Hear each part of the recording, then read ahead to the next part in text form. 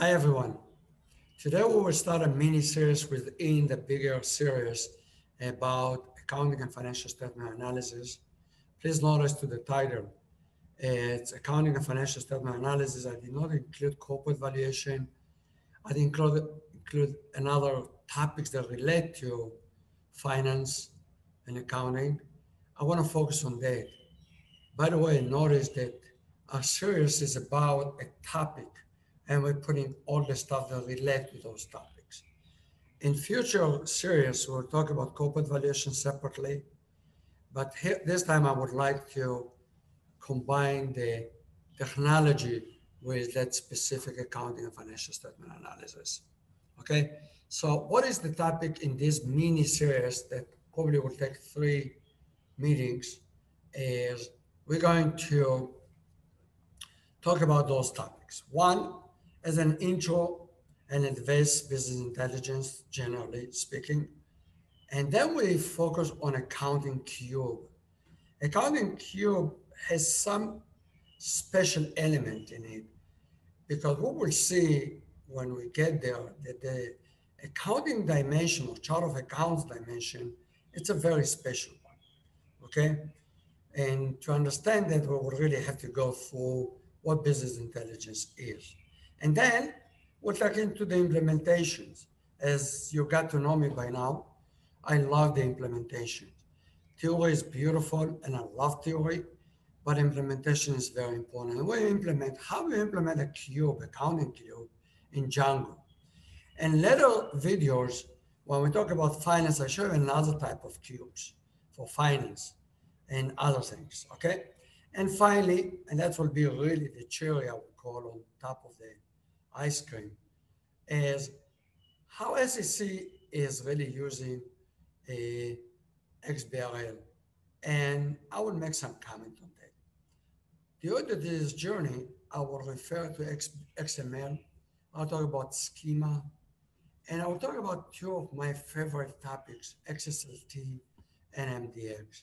I know that those 2 words mean less to most of the people today, unfortunately, but they're really brilliant. And I will put them in context. Okay. Once, many years ago, I claimed that those 2 languages should be kind of a one language. So let's start. First of all, why business intelligence and why for accounting and finance? I should really say even why business intelligence, and then we'll refer to accounting. It really is the key point is that we want to generate dashboards and reports for managers or decision makers. And we want them to be able to pull those dashboards or pull those reports fast. You don't want somebody to click on a report and wait half an hour until the report comes out. And why there is this problem? Because most of the systems that we operate on a daily basis, what we call relational or transaction system, they use relational database. And relational database is designed mostly for data entry. And data entry is mostly for a specific transaction or few transactions. It's not designed to do aggregations or analysis of the data. They are designed to be fast to enter data and fast to fetch or retrieve one or few transactions. So if I want to get all my sales during the year and aggregate them, relational database is not designed for it. So something has to be done for it. Just think about Amazon. Can Amazon really aggregate all the sales in one day even? No way. They must use something like business intelligence or even much more sophisticated than that. Even a mid-sized company cannot really use relational database for the purpose of preparing report or dashboard. So to the rescue come the business intelligence. Even more than that, I might get several sources of data. I might get data that come from databases. Some of them might come from files, okay? And I want to combine all of those together and generate a bigger database with which I will create a report and dashboard. So if I want to summarize what is business intelligence, first of all, it is a process. Please pay attention. And it's really a long process. Some people refer to sub processes. If this is the business intelligence, I will clarify that point. And the process include extracting data, transforming the data from many sources, okay, and then loading them to a different structure, and then preparing dashboards and reports. And the key word is fast. I want it to work fast to prepare report in such a way that I can make decision. Okay. So really the whole thing is performance. And it might be a good place to say it. In the end of the day, when I get to the final result, which I will say in a second, called a cube or multidimensional cube, the objective of it is really mostly retrieving data to make report. And the reason is so I get the report and dashboard very fast so I can make decisions. Let's start the process. Okay, let's talk about it. The first part is the ETL process. It's the first part in which we extract data from many sources. Here I don't really see databases, but it really should be many types of databases. Moreover, data that can come from the internet, could be from many other places, and I will refer to that in one of my slides. How is the new modern extensions to a business intelligence? But first of all, please, this is a must know.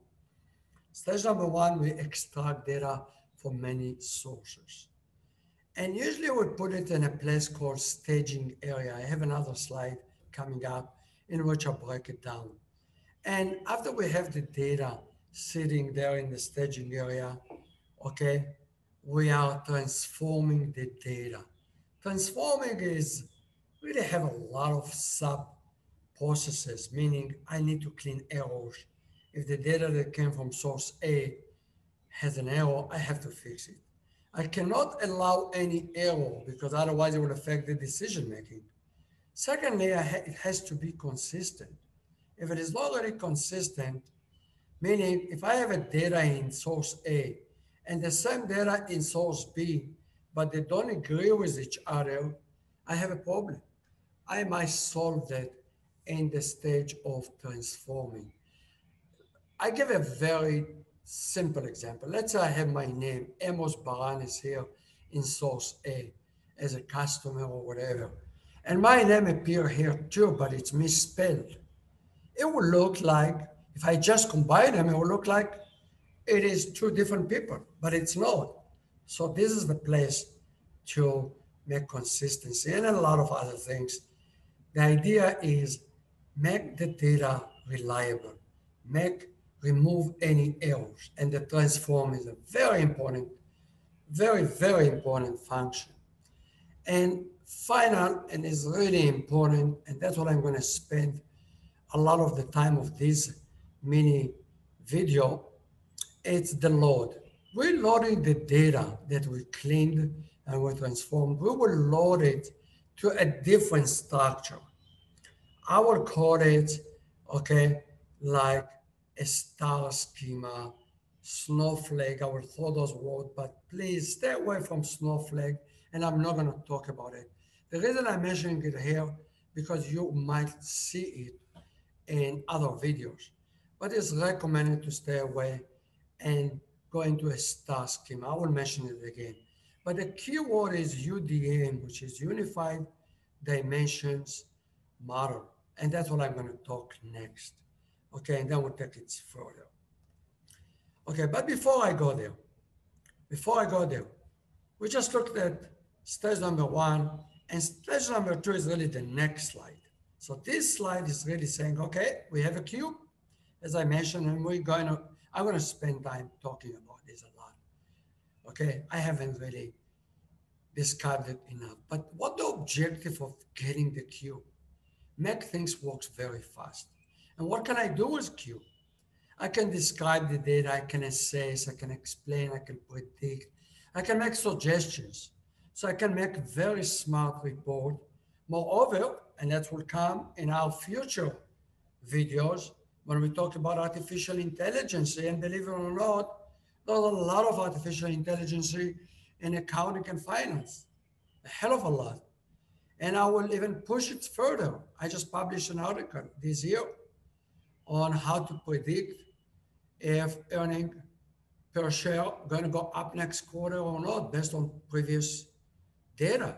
So we will talk even about deep learning.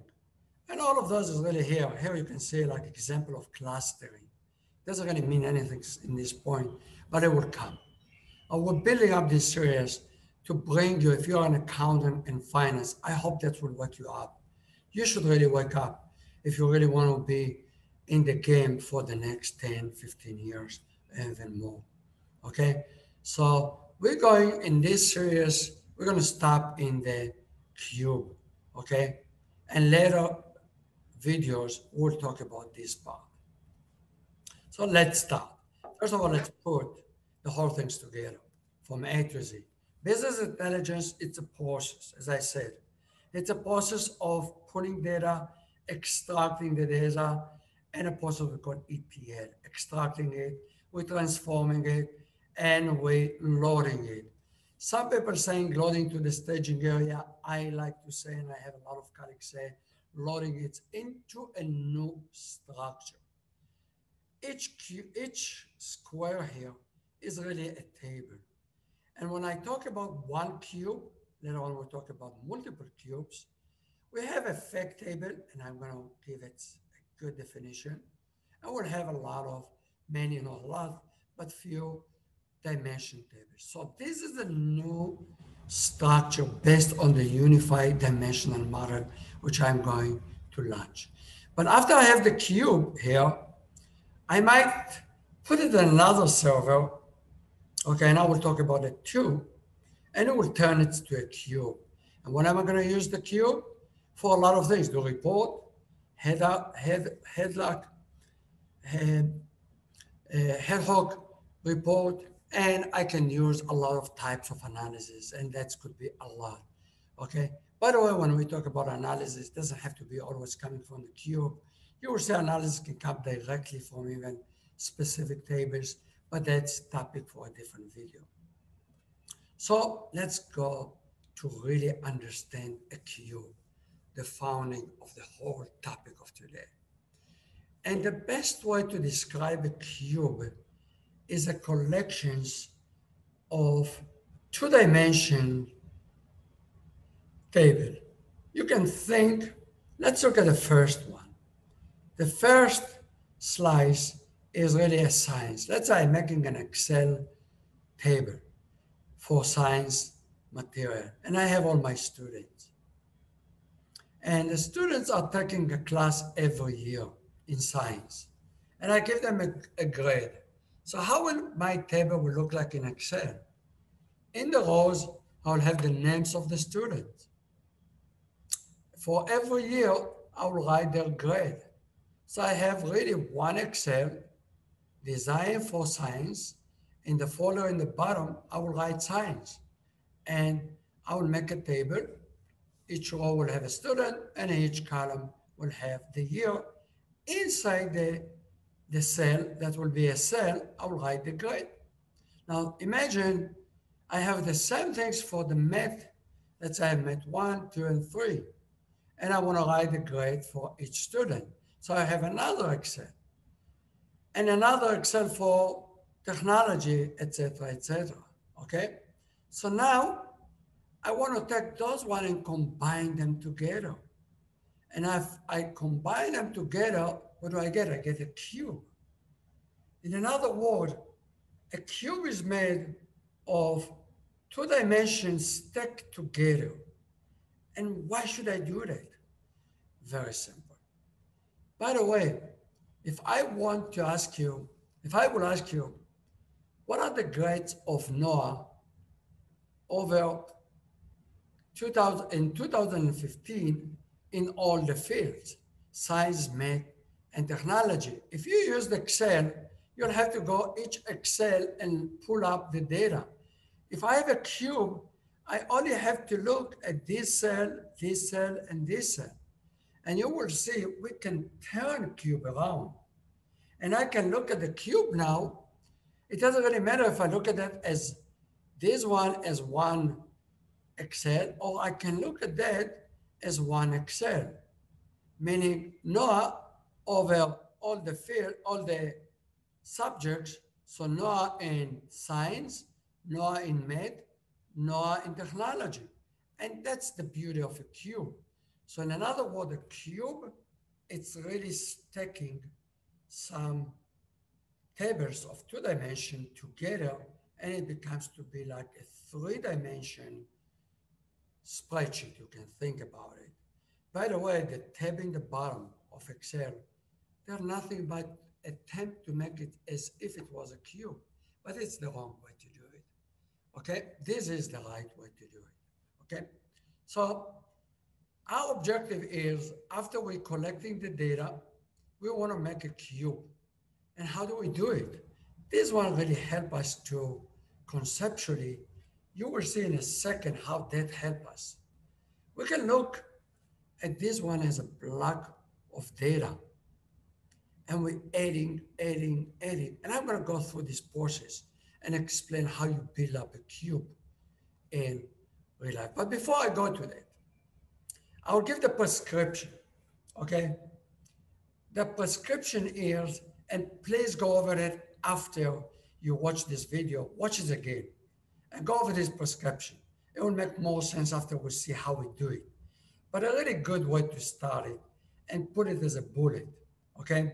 First of all, a cube, okay, dictate the unified dimensional model, dictate how you should build a cube.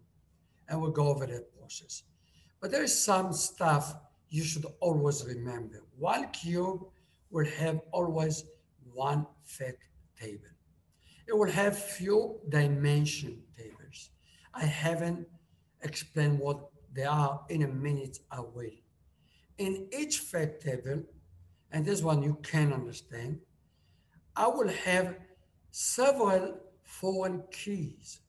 Okay, I will make several fields in one fact table. I will see several foreign keys.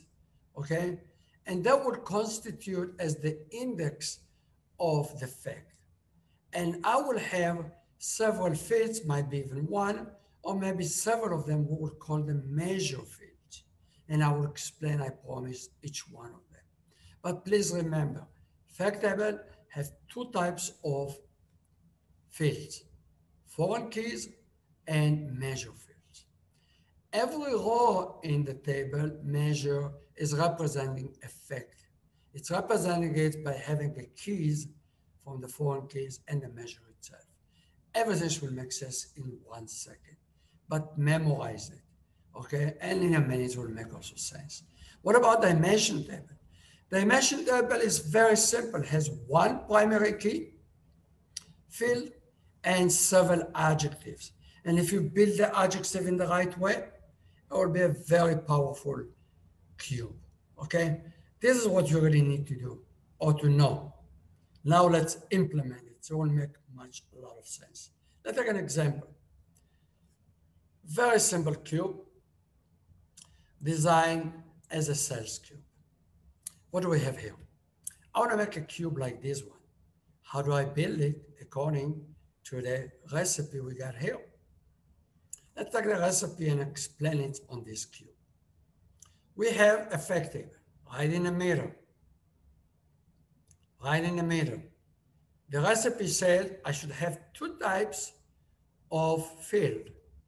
Key, foreign keys, and here we go. First column is foreign key, foreign key, foreign key. Those 3 are foreign key. The last one is a measure field. Okay? This is a measure field. Good, we understood that. Secondly, we have a dimension tables. 1 dimension table, 2nd dimension table, 3rd dimension table.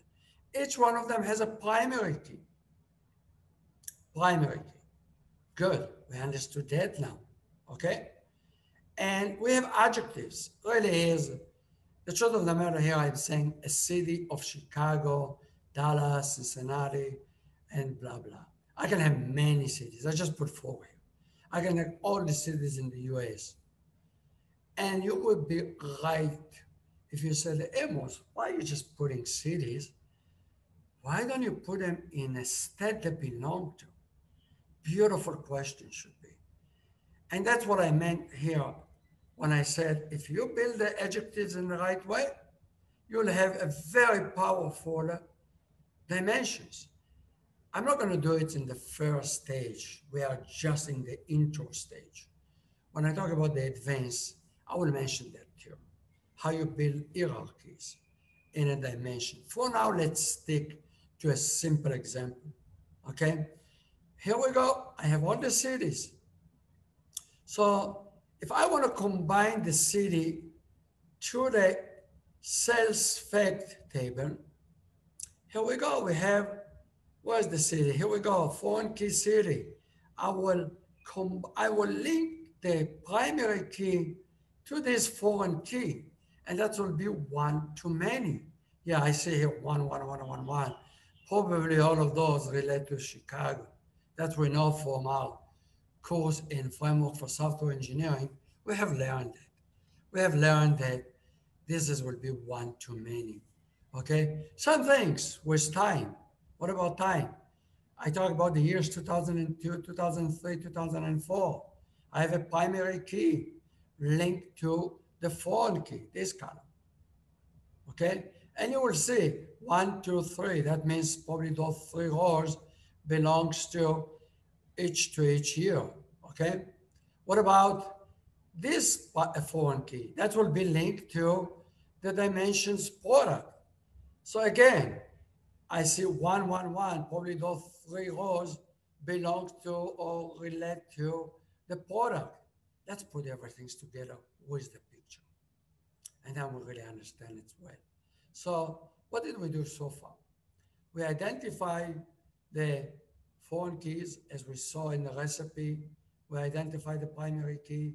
We identified the adjectives. We haven't talked about the measure yet. We will in a second. Let's look at the cube. What do we have in a cube? We have one dimension cities, one dimension product, and one dimension years. That's really 3 dimensions cube. Let's take one of them. Let's take the Chicago. And let's do the stacking we have seen here. Let me go back one. Okay? Here we stack them horizontally. If I can stack, I could have looked at the top one and stack them one on top of the other one. That's good really for your brain improvement, development, I should really say. And that's really what I mean. Let's take the first block. If you look at the first block of Chicago. In Chicago, in the primary key, Chicago is a number 1. So no surprise, I see 1 all over here. How many times I see 1? It should be as the numbers of cells on the first layer. I have 3 by 4, okay? Should really be 3 by 4. In fact, if I really wanted to do, I should really have put in the product of the 5th one to be consistent with the picture. I really should have added 5 product E, because this is really inconsistent with this one. But let's assume I already chopped it in the middle, okay?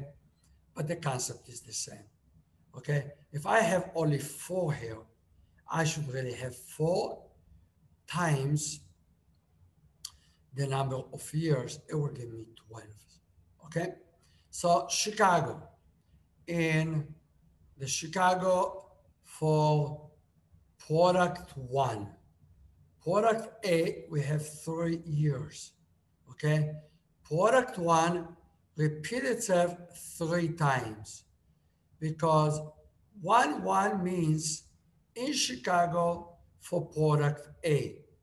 But product A could be that I'm referring to how much I am selling for product A on which year.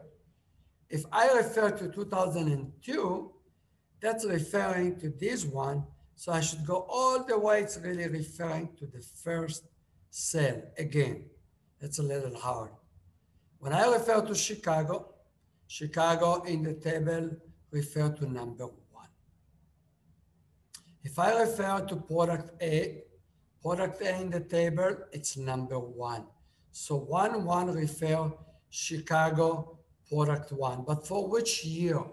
If I'm referring to 2002, it's 1. So I have to write 1. It's really an index that mean Chicago product 1, a year 2002. How much did I sell? I repeat the question.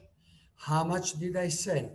1 or 2. Let's say it's a million or billion or whatever. Let's say it's million. I sold 102 in Chicago of product A in 2002. That's 102. The amount is measured. It is the fact. How much did I sell? It is the measure. By the way, this could have been measured by dollars. If I wanted to measure the quantity, then I would have to add another column in the table, and there would be a second measure. But let's leave it for now. Let's focus on one measure, and that's the extension for more advanced. And I will even expose and open the questions. When is it a measure and when it is a dimension? And I will talk about the XBRL. When I talk about the XBRL, I will show you how people get confused. For now, let's keep it simple. We have one measure.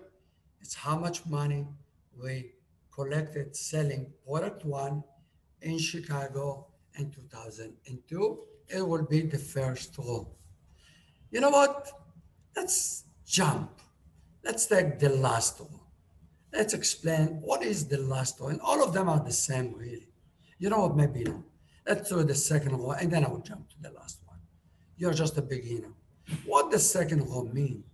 Second row again means Chicago. That's the one. Product A, because it's also a 1. And the second one means it is at the year 2, meaning the year 2003. So it's Chicago, product A, but it's really referred this time to 2003. So it's really referred to the second, the middle cell.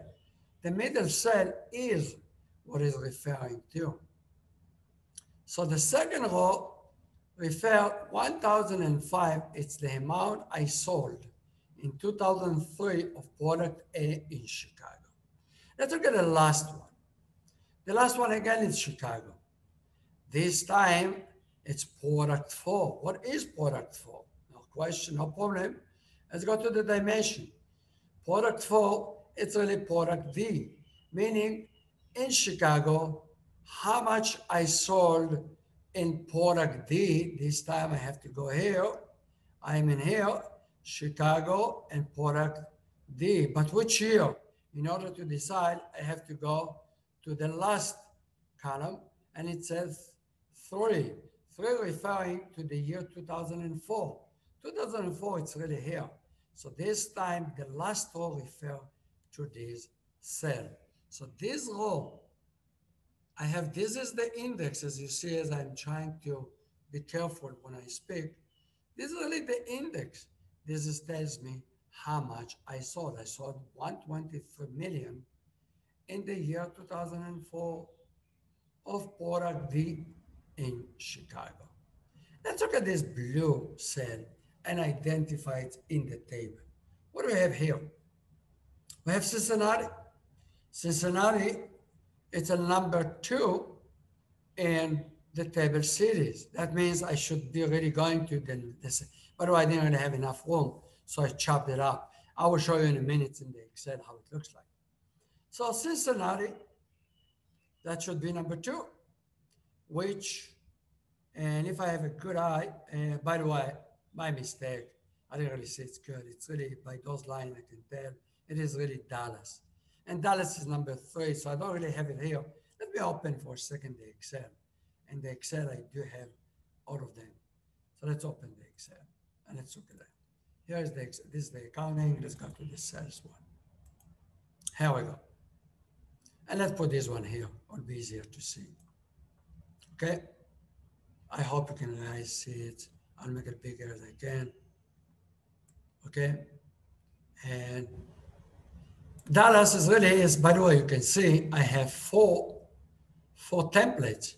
Each one of them is going really for each template by the city. That's the way I organize them. Okay. So let's look at really in Dallas. Dallas is number 3. So I really has to go here. So this is really, it's the place. So if I look at Dallas, for which product? So let's see which product did it go. According to this one, it seems like it's going to product C. Product C is really number 3. So if I want to really find it here, it should be 3. So it should be really one of those 3. And to see which one of those one, I have to see which year. And the year, according to what I see here, it seems like 2003. In another word, 2003, according to the table, it is number 2.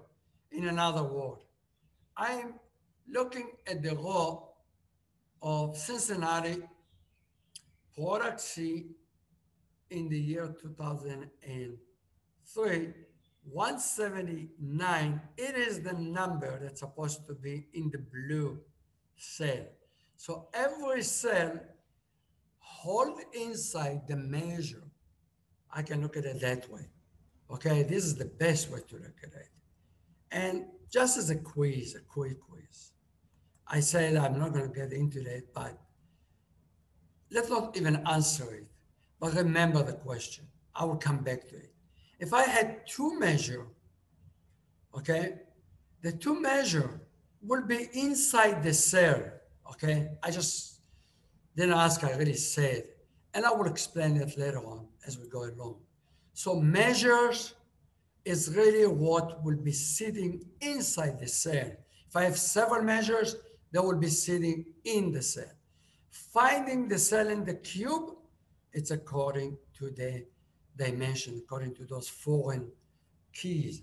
And foreign keys are linked to the dimensions, therefore it will be easy to really to know what they're referring to. Okay? That's really for a regular simple cube. It's usually hard for students the first time they see it. I hope it's not that hard for you. And I will repeat myself many times, so don't worry about it. I will go over it again when I talk about an accounting cube. Okay, when we talk about an accounting cube, we'll implement the same things for accounting. So let me recap again. I think it's worth it. Okay, that's what we said we're going to do. And we said the process has the ETL process. And we said it's not the whole process. It's also include what we use the cube with. And then we said this is the whole process. We have the ETL. We're pulling data from a lot of places. We put them in one place. And then we transform the data. We clean the data. And we put it in a new structure. Why do we put it in a different structure? In order to be able to deliver reports and dashboards very fast. And the unified dimensional model allows us or tells us how should we do it, okay? And to really understand the unified dimensional model, it's really like thinking about it like we have 2 dimensions. By the way, 2 dimensions is nothing but taking the 1 dimension and stacking them together. If I take each column, putting each column next to each other, I'm making 2 dimensions using 1 dimension. So using 3 dimension is taking 2 dimensions and stacking them up together. I get the 3 dimension. To really appreciate the unified dimensional model, how do we create it? We understand that we have to have a fact table and dimensions. The dimensions becomes to be the coordinates. Each one of those is the index of the fact table. Describing each dimension is the dimension table. So what do we need? in the fact table will have foreign keys that will go to the dimensions connected to that. Each dimension will describe with the adjectives. If it's a city, it will say a city name. If it is a year, it will put a year. Okay, if it's a product, we'll put the product, and then we'll see in the future, we'll have a dimension of accounting. It will say the chart of accounts. I will define it, don't worry. And then we have a measure field, or fields, I should say, and that describe the facts or facts. Okay, and here we did a little exercise. Let me repeat it. If I want to create this kind of a cube using the unified dimensional model, I have the fact table,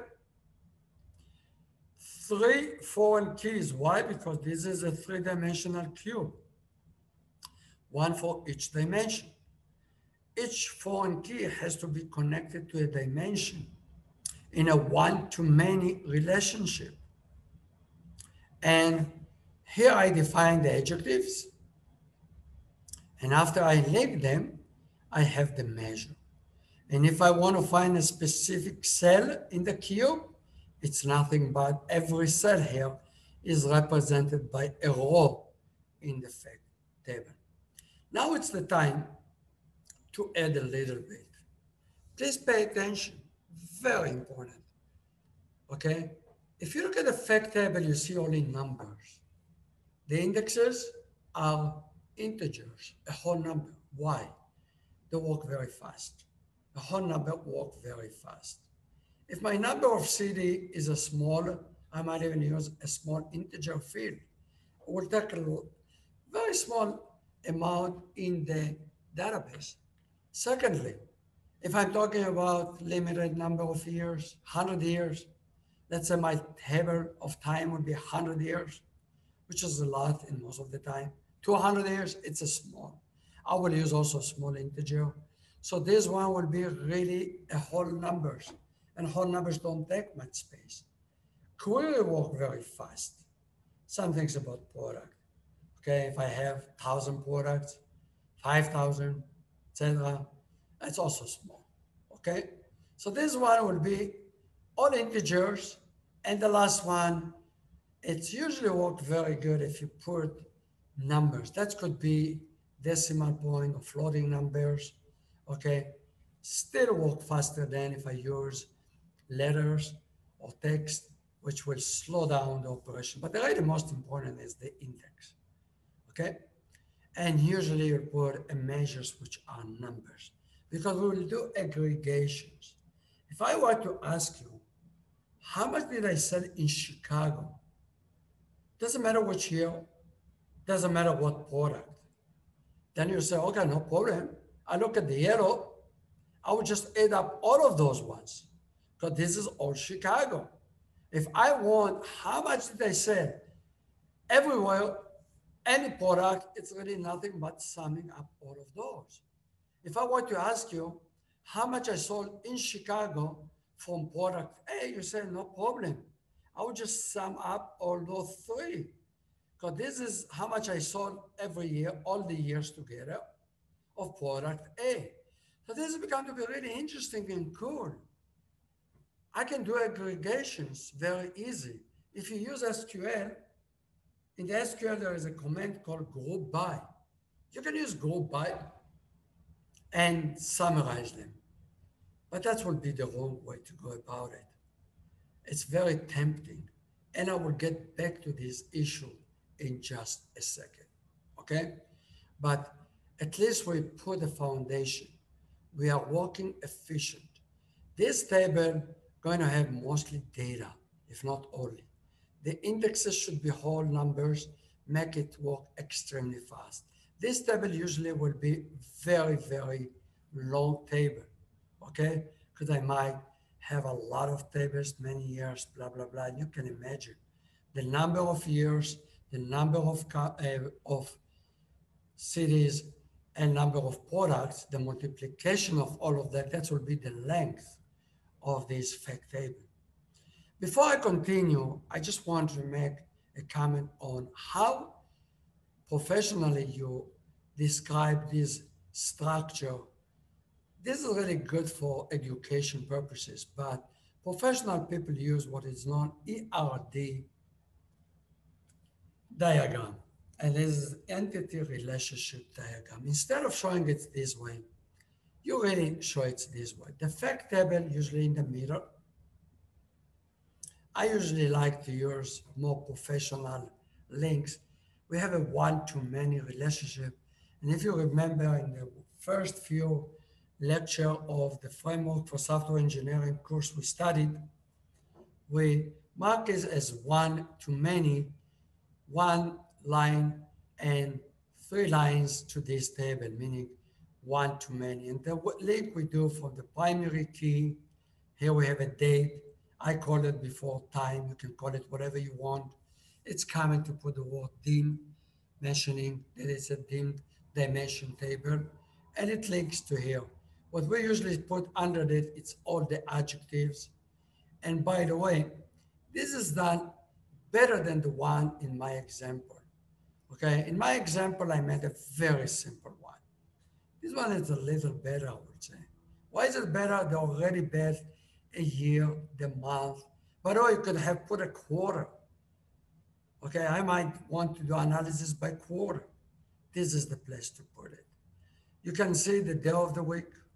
If I'm analyzing, I want to read or type, etc. This is, by the way, you don't have to be careful, too careful on how many adjectives you put. Those tables, dimension tables are not that big. Even, 100,000, it's not that big. Okay? The fact table has to be really, usually try not to put more than 20 columns. If you put more than 20, 30, that means your fact table is too big. You should split it to two different cubes. Okay? So the same things here, the customers, I have a primary key, and this says what columns I'm putting here. Same about each one of them.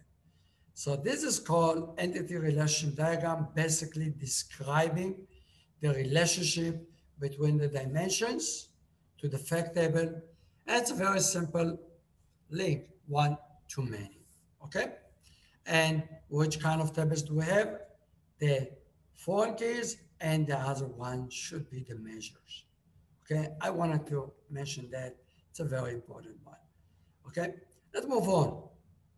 And this is like a semi-quiz. If anybody wants to jump and tell me, if I ask you, you're looking at this cube, look at the left side.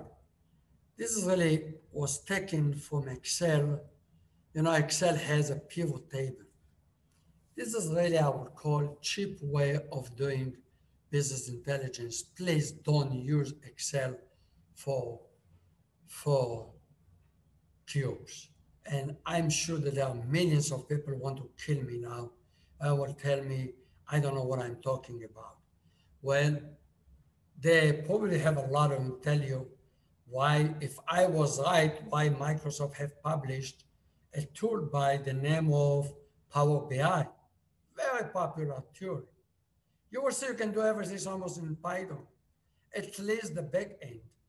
So I would say to them, okay, if you want to use Power BI, why do you use Power BI for the back end? Back end means building up the cube. There are much better tools for Microsoft. And in a minute, I'm going to mention them, okay? I will mention them. Definitely don't use Excel for that. I would allow you to use that if you're really a small business and don't have the resources on the scale of the employees. Then go ahead and use Excel. That would be just fine. And Power BI probably will fit perfect. I maybe push it to mid-size, I doubt, okay? And if you look at this one on the left side, you don't really have, whoever made this slide, it's not really a complete because they just mentioned here 3 tables and I need 4. If I have 3-dimension cube, I have to have 4 tables. First question could be, which table is missing? That's one. Is the dimension table is missing here, or is the fact table missing? According to the title, product, it sounds like a dimension table. This is why I said, if you really want, why don't you put the word fact in front of the table that you already referred to? And if it's a dimension, put the word dim, like we saw in this example. This is really nice. You can tell a professional paper, half professional. I don't really like this mark. This one should be a one starting with, as we studied, a line and 3 lines coming out. That's more professional. But let's ignore that for a second. But definitely one table is missing here, okay? And I would like to see also my fact table. But the reason they don't look at the fact table, because the way Excel is works and people don't really care about it as much unless it's the output. But let's really focus on that for 1 minute. Which one is the fact table? So let's look at the picture. I see time on the left side, the time, it's definitely a dimension. So if I look here, I don't have a time here. So the table is really missing is the time dimension is missing here, okay? So not the time is missing, so the time cannot be the effect, because I can tell according to the cube, it is a dimension. I see the category is also a dimension, so category, it's also a dimension. So is the fact is a supplier or product? Anybody wants to jump? Brenda, Michael, anybody, guys? Go ahead. Don't be shy. You can be wrong. You know me. I wrong many times. Daniel many times fix my errors. It's good to be wrong. I think if you're wrong, it means you think. Go ahead, Brenda. What do you think? Is the fact is the product or supplier? I help you out. I will give you a hint. Again, the question, doctor. See, all dimensions hook up to the fact table. Is that right? That's what we saw in this example. Yes. So what do we see here in this example? We see a line coming out from those 2 tables, going to this table. So the dimensions connected to the fact. So based on that, which one should be the fact dimension? Since the supplier and the category are connected to the product, which one is the fact table? I think it's the product. Very good. Excellent. It could not be anyone else. By the way, I should warn. Yes, you can see dimension connected to dimension. That's happened when you use what is known as a snowflake schema. I encourage you not to do that unless you have to. It's when you're building up a cube, you walk the other way around. You do what we know as a denormalization. When we studied about designing database for operational, we talked about normalization. If you have categories of product, make a table for categories, and then make another table for the product and link them. That's good for relational database used for transactions. When you go to the fact table, you take those 2 tables, combine them together. You don't make, you could have product, in here it's really functioning as a fact, so it's not a good example. But if I had category, okay, of product, I would say, and I have also product, I can combine category and product, make them one table. Okay, I will elaborate more when we get to accounting. And I have a very good example there. Okay, in a cube, try to stay what is known as a star. Star mean, here we go. In fact, let me go back. It's worth it. This is the star schema. A fact table in the middle, dimension surrounding. If you have another table connected to this table, it will turn it to a snowflake. Don't do it. It will slow down the operation. And don't worry about it. It's perfect for fact table, for cubes. Okay? Beautiful, Brenda. This is a good answer. So the fact, I wouldn't call it product really. It's misleading. I would call it a fact. You can call it a product cube, and then you can call it fact product. That's okay. Less confusing. And this example is already, so the missing dimension here, it is really category. So they really should put a category here, and the cube is about analyzing sales of product, could be. Okay, good. Let's move on. Now I want to talk about topics and really related subjects that has to be a cube. And I give you imaginations. Go over it at home. I won't spend too much of that. A mathematician love it, and it's obvious for him. But for us also, the computer people, as an accountant, we must understand it. I can look at a cube. In that cube, in fact, a mini cube could be a cube by itself. And any mini cube could be a mini cube, etc., etc. So every cube is made of other cubes.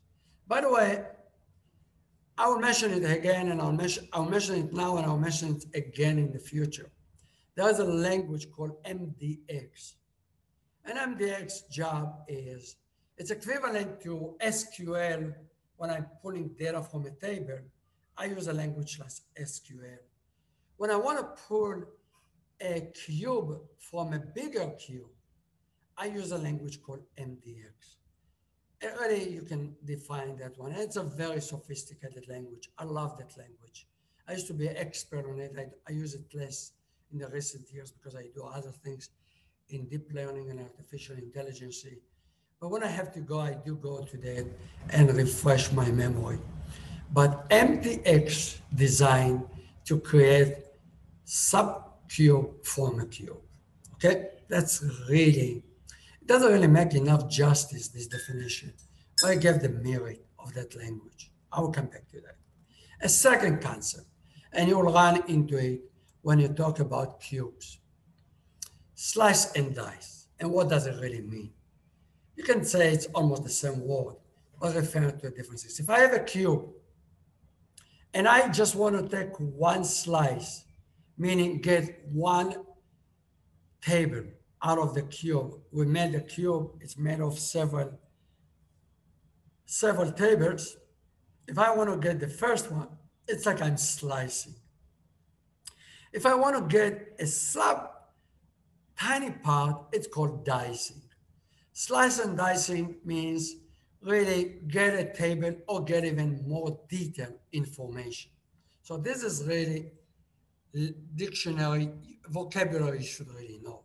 You'll run into it a lot when you talk about cubes, okay? So this is a little bigger picture.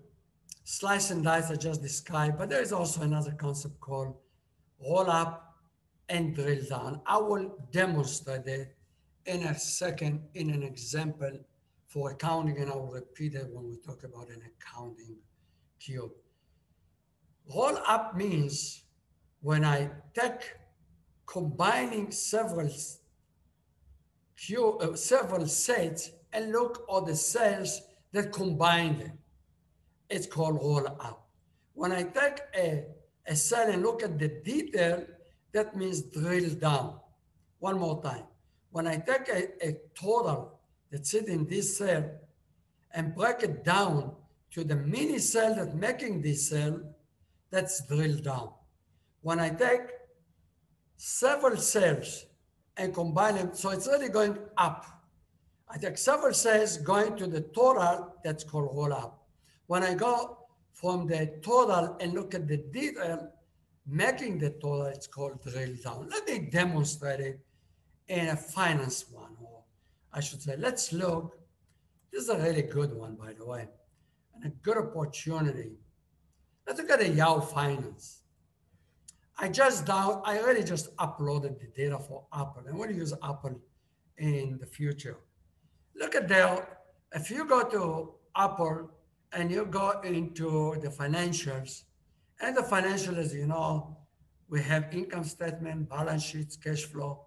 If you look down here, you can tell that Yahoo designed their financials, their accounting, I should say, in a good way. Look at that. This is the financial. In the financial, they have total assets, total liabilities, net minority, total equity. This is the balance sheet. Okay, this is the balance sheet. The balance sheet is made of 3 categories. What are the details? I'm drilling down. What makes this total? What makes this total? It is really current assets and total and current assets and long-term assets. I drill down. When I go the sum of those two up, that's roll up. I'm rolling. How do I get the total? The sum of those two. I can continue drilling down.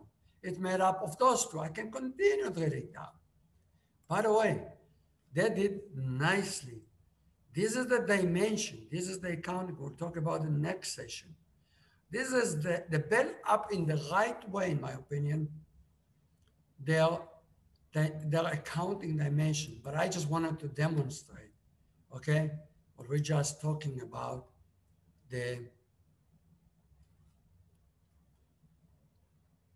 I just wanted to demonstrate. I wanted to demonstrate the roll up and roll down. And okay, pivot, it's a beautiful topic. I won't spend the time now.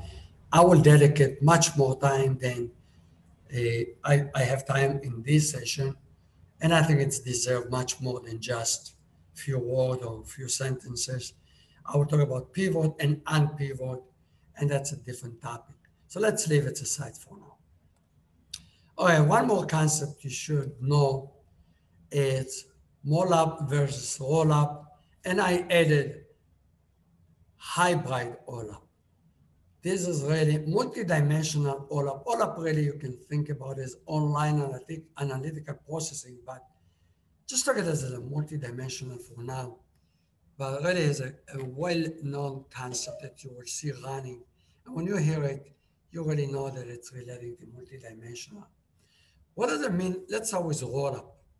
Roll-up means after you building up the multidimensional, unified dimensional model with the tables, you leave it. And if you want to get data out of it, you use SQL. Remind you again, when I want to get the summation, how much did I sell in a specific product? Doesn't matter what year, I sum those one up.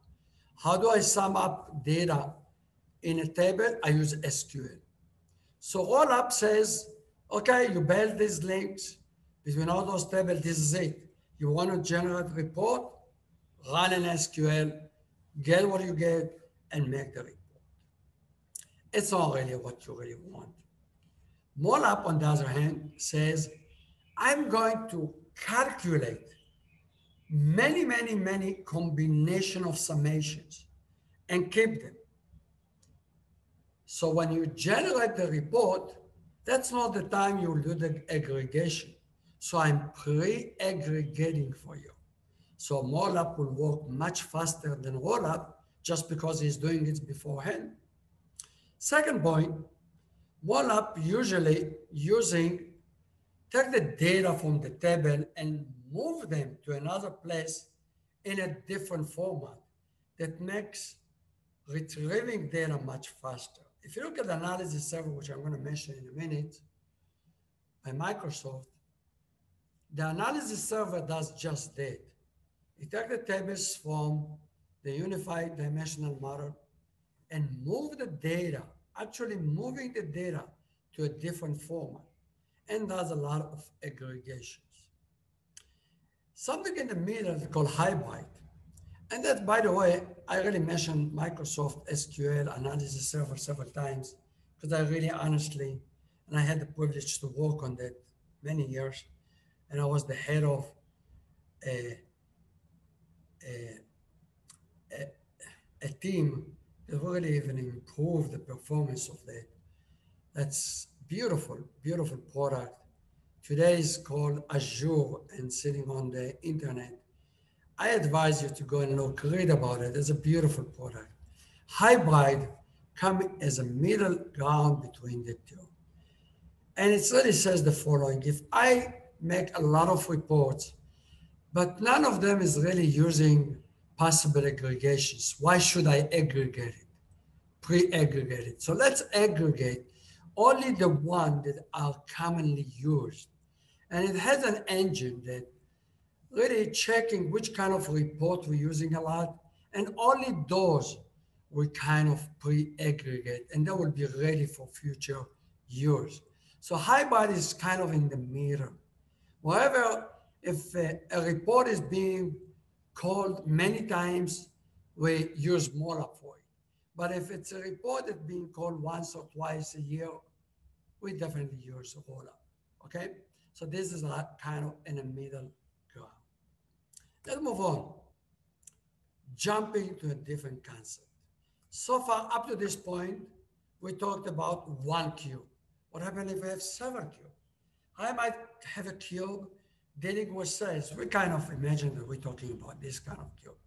What about if I have a profit and loss and I'm making a cube for that?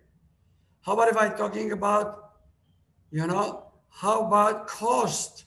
How about if I want to talk about customer queue? Customer in different cities, customer about that the dimension would be social status, rich, less rich, and less rich, okay? And I want to build up a queue for customer and analyze them. Customers based on which products they like. I can build up a customer queue. And those cubes can be even connected. I'm not going to dive into that too much, but I really do refer you to the book of Ralph Kimber. Look at his bus architecture, in which he tells you how you can build up several cubes and how you should build up your dimensions so they can be used in several cubes. I won't get into that. It's not the objective of this series.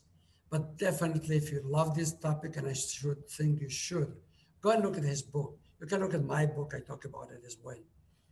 Okay, but for now, just know you can build up several cubes. One of which could be a counting cube, and that's really the topic of this series because we want to go there. So you can look, by the way, this one, I love this picture because a cube itself doesn't have to be 3-dimensional. It could be multi-dimensional, and you might want to connect them. So this one really, in the language of Microsoft or some others, is called like the universe. Okay, when you have several cubes connected, you can just imagine how complex it can get and how powerful at the same time, if you really understand it. Okay, let me just go into something and explain how you convert from one cube of 3 dimension to a multi-dimension. You can think about it in the same way we thought how to make a 3-dimension. This is the way you can make 4-dimension. Pay attention. If I take one column here, this one, and add them up, I get 2-dimension table. When I take tables and combine them, I get a cube. Now, if you combine cubes together, you get a 4-dimension. Let's say I have here a cube that goes by item, by quarters, and by cities. This is a 3-dimension cube. If I want to add supplier, that will be the 4-dimension. So several cubes making a 4-dimension. You can look at it this way, but this will be the wrong way to present it. It really is the wrong way to present it. So this one refers to something else. This is really supposed to be like a picture of 4 dimensions, really. This one equivalent to only one that has 4 dimensions. This is for a different purpose. I might have, you can present it that way, but I wouldn't advise. I would just look at it as one 4-dimension. I'll make your life easier. It's hard to conceptualize it, but it's the right way to do it. Let's move on. Okay, the reason I put it, it's just put the whole things together for you. I'll show it here. I'll show it again in Microsoft, and I think Microsoft deserve. I worked on Microsoft tools for many, many years. I think it's a beautiful platform, but this is really for big companies, mid-sized, big companies, and not for smaller, mid-size. And as a starter, it would be too much to swallow. And this is a good beginner. And as we go along, I will show you how you can step up to a bigger one. So what is the process of the BI? BI is not only ETL tools.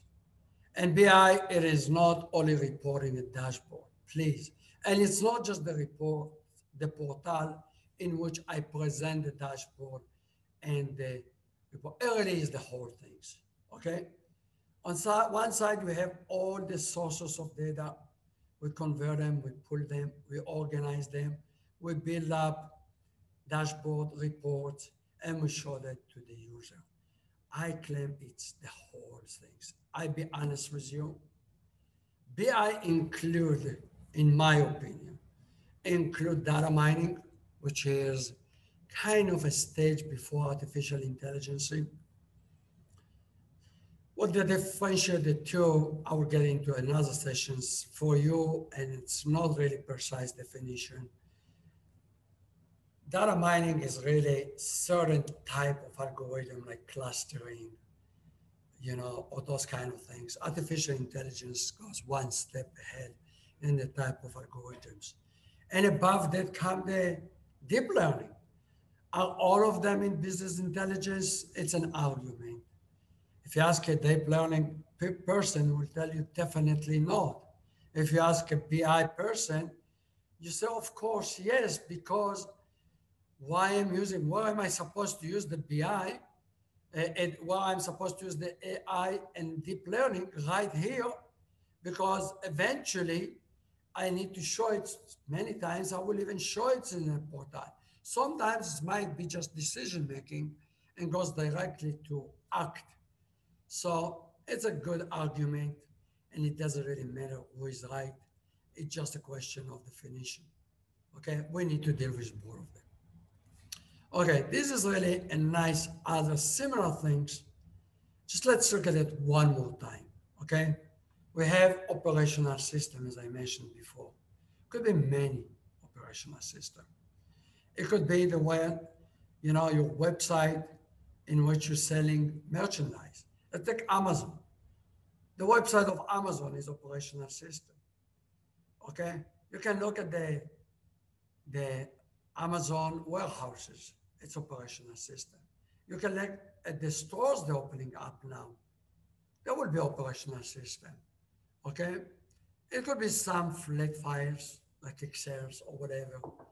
Okay, all of them are sources of data. All of them ending up into the data warehouse. Usually it would be the staging area, as you can say. Some people will say the staging area belongs to the warehouse. Some will say, no, this is a middle stage. Who cares? At the end of the day, you need a place.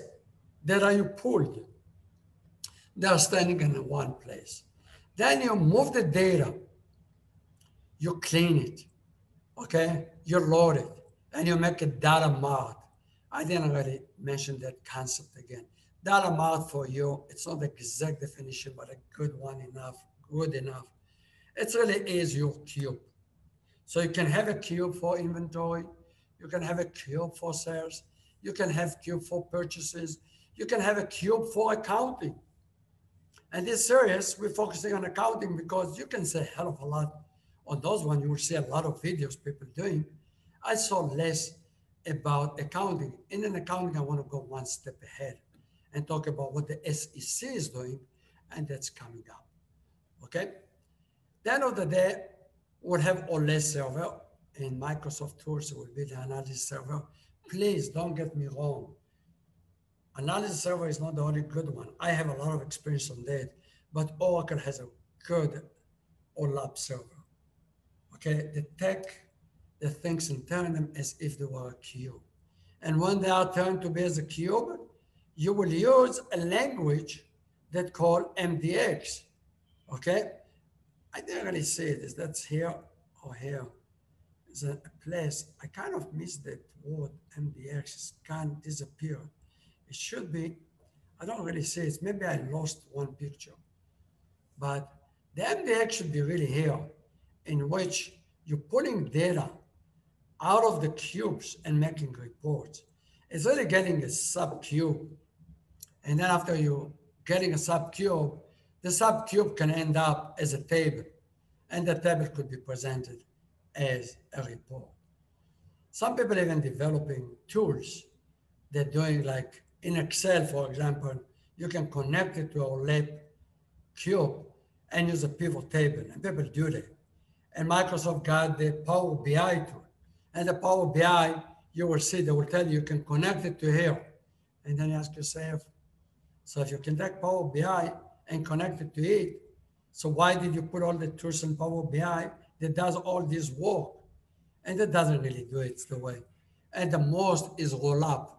Okay, if you do all of those in Power BI, I won't get into that. Okay, I don't want to argue with people that I cannot change their mind. And you will see Power BI all over the internet. Go to YouTube, you'll see a lot.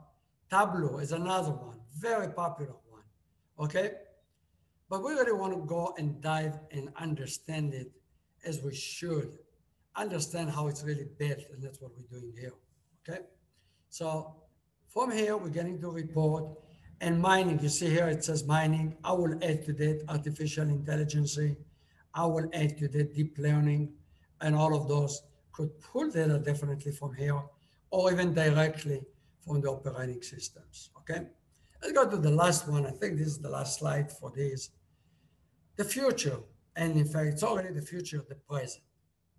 This is already the present, because so far we talked about those parts. We haven't talked about something called big data. And you will hear that about it. That will come as we progress in Academy City and we develop this field as well. And people have done beautiful work. There are a lot of very good. What is deep learning? And also, what is big data and what it is came to answer? If you look at Twitter, you look at Facebook, there's a ton of data. You're not going to pull off data and make a cube out of it. That will be exploded. So the data is really organized in a different way. And you pull the data in a different way. And that's a whole big world. In the end result, you might pull data from a lot of places in Hadoop. Hadoop is really one of the original framework in which you manage a lot of data from every sources. And it's the time I'll be saying unstructured data. Unstructured means I cannot really organize it in a regular table. All what we talked about so far is on table in a relational database.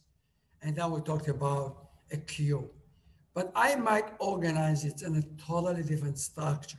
So this is a whole world that's being developed in the last 15 years. And I think it's beautiful, but it's a different topic that will come in the future. Does it supposed to be combined with a BI? Definitely. Because when I am getting a report to make a decision, I will pull data from here, I will pull data from here, I'll put data from many places, depend on what I really want to do. I thought that it will be a crime not to mention the big data when I talk about BI, and that's really concluding our first video on this mini series. And this one will be part of the sequence of accounting and financial statement. The next topic will be the accounting cube. In the accounting cube, I will talk about BI really, just implemented for accounting. I'll describe what makes accounting special, the challenge we have to deal with accounting to do it. And then I will end up, just get the future, we'll talk about chart of accounts, and then eventually I will end up finally connecting it to Django. How do we build up a cube, accounting cube in Django? By the way, this process could be for any type of a cube. So that's coming next. The following one will be talking about the SEC. And I will read the following, the one. And the SEC will be a real challenge. And I will open your eyes when you use data from the SEC with the background I'm giving you, you will be able to understand why it's so important to dive in to really understand business intelligence in the right way. Let me go to the very beginning. I don't want to go over the whole slide, but let me go to what I just put in the very beginning, okay? So far, we talked about really just the intro and advanced. It's not really advanced. I really shouldn't call it. It's intro with some terminology of advanced. Next time, we'll talk about the accounting and the implementation. And then come the SEC. And I will ask, is it using the XBRL? And I should really even extend, does it really using business intelligence to provide service to the public? And if it's not, how should it do it? And that will be the last in this mini series, which will be part of our big series. Thank you guys. Unless you guys have questions, go ahead. If you have questions, I'm more than happy. Brenda, Michael, Mildred, any one of you guys, Jeremiah, Jerome, I'm just throwing a few names of you guys. I know all of you are listening. No question. Are you happy? Yes. Yes, doctor. Good. Please, Please watch this video several times. You haven't taken a course on BI. It's a crime to only do one video on it, but this is the minimum I can do. It's a professional. You should, if you really want to be a BI person, you probably should get a master in BI. And there are masters in BI. Okay? If you really just want to focus on artificial intelligence, you really shouldn't. This should be about enough plus tech and watch other courses in other places. Okay? But to focus on accounting, that's good enough. Thank you guys and see you next time. Bye.